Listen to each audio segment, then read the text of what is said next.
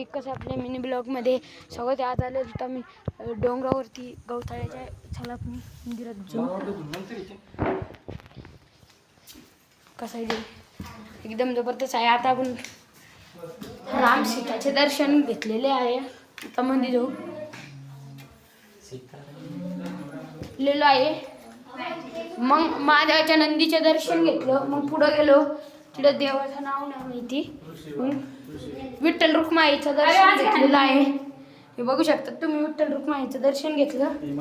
अजून पुढं जायचं. मग एक महादेवाची पिंड आहे. महादेवाची पिंड आहे. आता दिसणार नाही ती. सावली म्हणून दिसत नाही ती. अंधार म्हणून काही दिसत नाही. मध्ये ऋषी आहे. ऋषी पंचमीला येते हे दिसतंय. इकडे देव आहे. आता अंधारात काही दिसत नाही. चला भेटू मग दुसऱ्या ब्लॉग मध्ये. फॉलो करून घ्या.